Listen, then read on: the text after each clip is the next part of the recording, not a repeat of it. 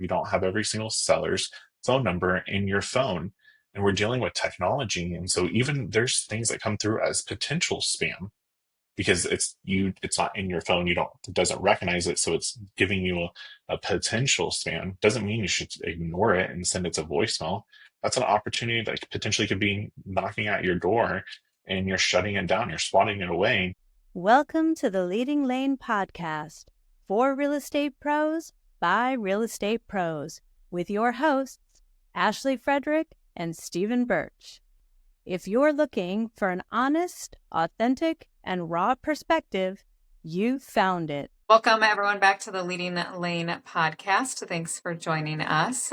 Today, we're going to tackle the topic, it's a lot of T's, about like WhatsApp specifically, or some other things that might appear to be spam. Like I know a lot of times on my phone, it says spam that's calling, not necessarily spam. But I know that we get like inundated with WhatsApp messages about call me for interested in this property, and I think a lot of people just put that off as scam because they definitely can be, but I think you have a really good point as to maybe they aren't all scams. So if you want to maybe tell us about your recent experience with WhatsApp. Yeah. So like first, I always thought that WhatsApp was like just something that only spammers use. Like the only time I ever used it is when traveling internationally. So it's not like I ever freaking used it.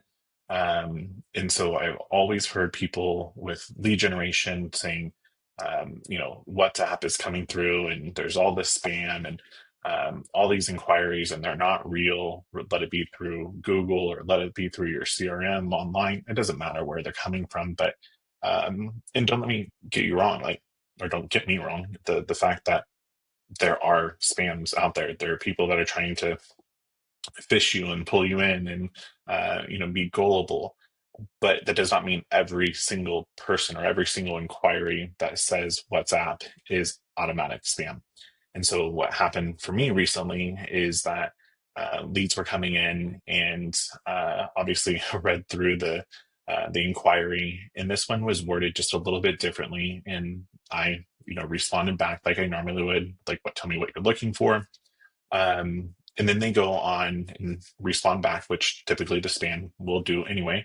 But they said that they're stationing back here at Fort Riley, and that's not a very typical term, for a spammer. They know about stationing and PCS and the military base. So I was like, okay, well, maybe this person is real. So I kept on having the conversation with them. And, I still was very leery. I didn't let my guard down tremendously off of that. But as we got into it, they were telling me that they've used our company previously in 2020. And through the conversation, actually learned that my grandmother was the one that helped them with the transaction back in 2020. So then I was like, okay, if this is a scammer, like they're real good that they know the relation. I mean, they did some research. So I was like, let's jump on a Zoom. Let's have a conversation. I want to make sure that we're all on the same page before we, send over the buyer agency agreement, etc.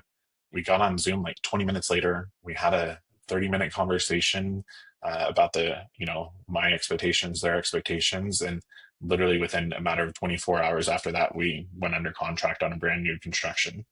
And so I think the thing here is to, one, make sure that you're just not making assumptions across an entirety. That let that be WhatsApp, or let it be if somebody's messaging you through, Facebook, or you're getting the potential spam on your phone. But two, making sure that you're asking appropriate questions to get to the answers and to the results that you're looking for, so that if that's something you want to move forward with or not. But it's wild how much complaining we have out there that the industry is too slow, the market's slowing down, all of this, all this negativity, but we're not willing to even try on sending something back or having a conversation with somebody. We're just going to completely dismiss it. So yeah. I mean, I think it's like less than 5 minutes really that it took to make sure if that was real or not real, like obviously paid for itself. So I think maybe just being a little bit more open-minded that maybe there are Yeah. certain people, like we have it in our area with the medical complex.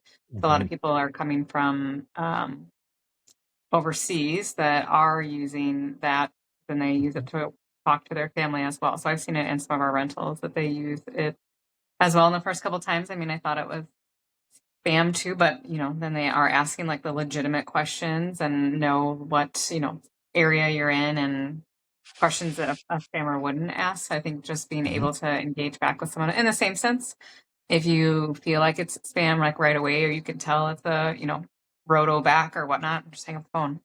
Yeah. It's that simple, right? Like, but if we had that magic crystal ball, let's be real. Like, I worked with a buyer, or excuse me, I worked with an agent before that was telling me that they screen their calls. If they don't have a phone number saved in their phone, they're not going to answer it. I was like, if you have that freaking crystal ball of all of every single buyer that is ever eligible to purchase in your market, like you wouldn't be worried about answering your phone. You'd have somebody else do it for you. But you would not be worried about business at that point because you're talking to everybody. And that is not the case. You do not have every single buyer. You don't have every single seller's phone number in your phone. And we're dealing with technology. And so even there's things that come through as potential spam because it's not in your phone, you don't it doesn't recognize it, so it's giving you a potential spam. Doesn't mean you should ignore it and send it to voicemail. That's an opportunity that potentially could be knocking at your door, and you're shutting it down, you're swatting it away, and then at the end of the day you're still bitching and complaining that you're slow. If you're that slow and the market's that bad for you right now and you don't have anything in production in your pipeline, trust me, you have time to answer your fucking phone. Pretty simple. Well, and I always tell people too, like sometimes I won't be able to answer, right? I'm in a meeting or Mhm. whatnot. Like I'll try to just text it, even if it's an unknown number, and just be like, Right. "Hey, I missed your call. I'm in a meeting. Is there something I can help you with?" Because a lot of times I can respond via text message, but I can't via phone call. So I think just even taking the extra step to respond to somebody, you can't And literally that call. right, and that's like, fine. And I think that's a good way to help with some of the seeing if it's spam or not. Because if say, hey, do you mind if I call you back or whatever, if it's worded properly, mine's on they have those auto responders that are available. So I changed mine to make it to where it's engaging. They know that I see that they called, but I want them to respond back to me. Maybe that right there will help you indicate, is this somebody further? If you call them back and you go into a call center or whatever the case may be, but that's one step to help you fill that out versus just completely ignoring it. Yeah. So with that being said, like there's so many different channels of communication that come through. You have your social media constantly. You have then your phone constantly, email, walk-ins, all of that. What is a way that you, as Ashley Frederick, what is a way that you are able to help field all of those methods of communications and channels of communications over to you? I mean, I think some of it's time blocking. Mhm. So, and I'll be honest, like I don't have all my apps open all the time. So, I mean, like my phone is like most simple, but I think, it's strange because so many different people use so many different Mhm. ways that like that might be their everyday communication, but like isn't yours. So Right. I know, for example, that I've missed a couple of like Instagram messages because I'm not a extremely frequent Instagram Mhm. user. And then I'll go on there and it was like from 3 weeks ago and I'll be like, shit, never Right. saw it. Right. So one, like I had to reevaluate my notifications just to make sure that they are coming through. Same thing with like Facebook Messenger that I am not always the best at that. So I have to just actually like make the conscious decision of kind of like what we talked about, like zeroing out, like have I checked all of my platforms? And I think I told you this last week, but um, obviously we've all had numerous different emails, right, throughout our Mhm. changes in our careers and whatnot. And I've kept them, some of them, because now you use them for all your coupons and what else to keep out of your normal email. But um, I have like our rental bills go into a different one that like I used to use. So I went in there last week to pay something, and lo and behold, it was a client that I sold a house to 5 years ago that had my old email address and was like, hey, Ashley, we've outgrown this house, looking to move into a bigger house. Like, right. So like, you have to remember that there's so many different avenues. So and I even said to him, like, 'cause it was 2 days, later, and I was like, oh, I'm so sorry. Like, it was in my old email. And he's like, my fault. I had to get a new phone and only, came up with old contacts. So I think, just remembering that, I mean, literally like 5 years ago of an email is what they contacted to reach out to me. So I think it's just a matter of being aware, or if you were to think about how long it actually takes, and if you were to not necessarily engage. So you're literally just checking, like, I'm going to open up Instagram, like not spend 20 minutes scrolling. Like, I'm looking to see if I got a Mhm. message. Same with, and I think some people in your area, like they get TikTok messages, same thing. So I think just making sure like you're giving yourself 5 to 10 minutes a day to check all of the different avenues and make sure that you're doing it. The other thing that I find interesting is sometimes I'll miss people because they message me during my do not disturb. And that's just a choice that I've made. Like, have my do not disturb on at 9 o'clock, right? So if they send a Facebook message or whatnot, I'm not on my phone. Like, I literally won't see it until the next morning.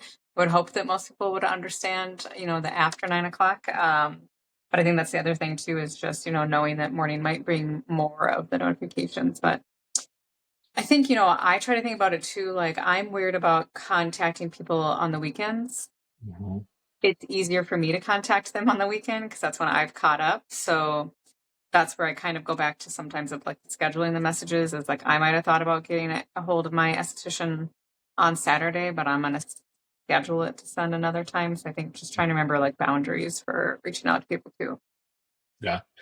And I think that with being, said to pair it with uh, people that are looking for that new shiny object, a new thing, the market is slow, so that means I'm not doing something right and I need to start something.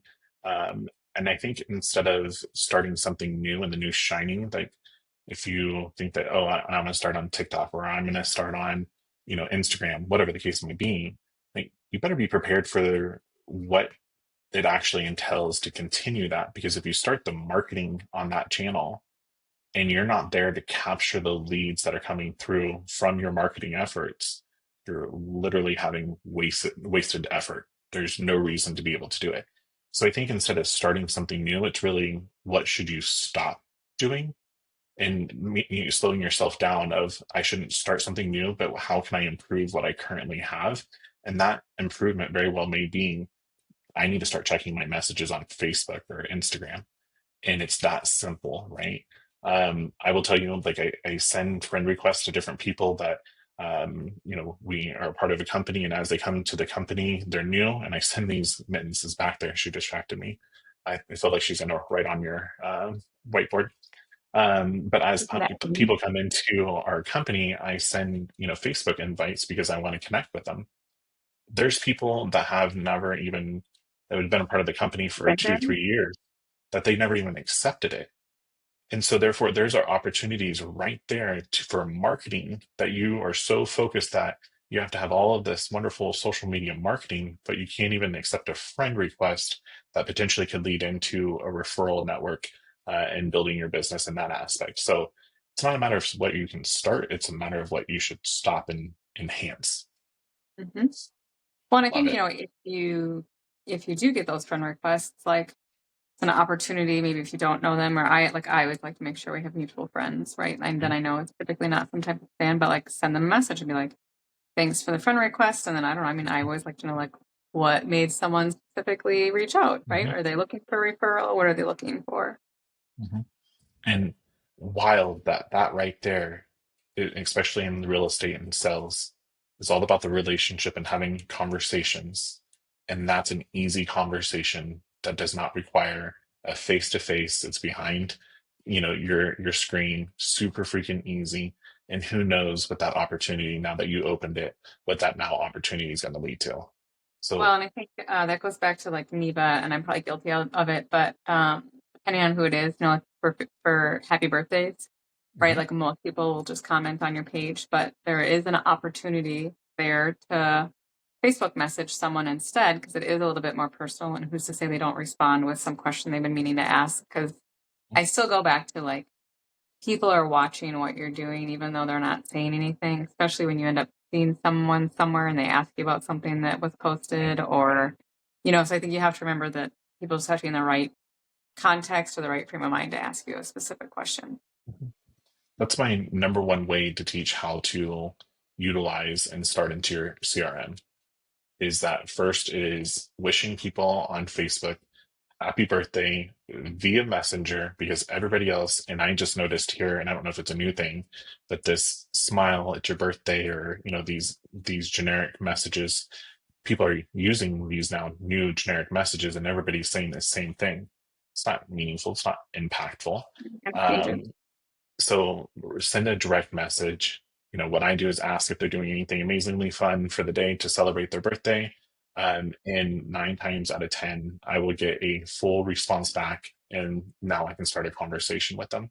But my favorite tip with that is now you know it's their birthday.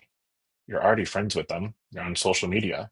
So put them into your CRM, right? You may already have their contact information in your phone. So put that data entry in there. You go to your emails and see if you guys ever emailed back and forth. Throw that on there. A lot of times people have their email address already listed in their about section on Facebook. So now next year, right? Even if you do nothing else with them, next year, if you set the drip campaign up or the reminders, automations, what you're doing, you're now going to be able to send them a text message or a postcard or a birthday card or give them a phone call to wish them a happy birthday, which means even more to them. Well, And as you learn more about them, if you think about it, too, like on Facebook, a lot of people do have their phone numbers. So, I mean, yeah, if they weren't in your data in your phone, like you could add them so that if they do ever call, it doesn't look like a spam call to you. Like even people that I randomly meet, if I don't recall like who they are, and I normally put something behind it, like mm-hmm.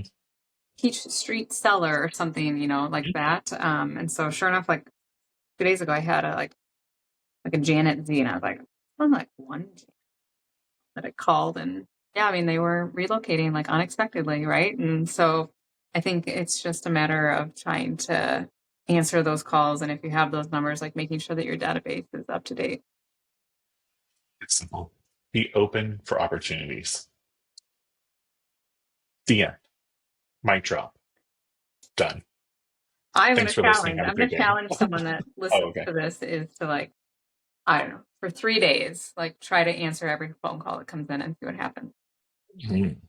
3 days. I will accept that challenge because I know, and what I've done is my phone was always on Do Not Disturb. Anybody that knows me knows that's the way that it's been for like the last 5 years.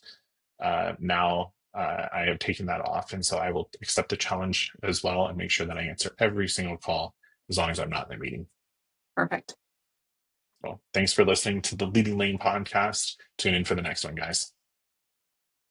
If you've enjoyed today's episode, please like, subscribe, and share with others. Stay connected for more genuine insights and strategies to boost your real estate career on Facebook or check out our website. We'll see you next time.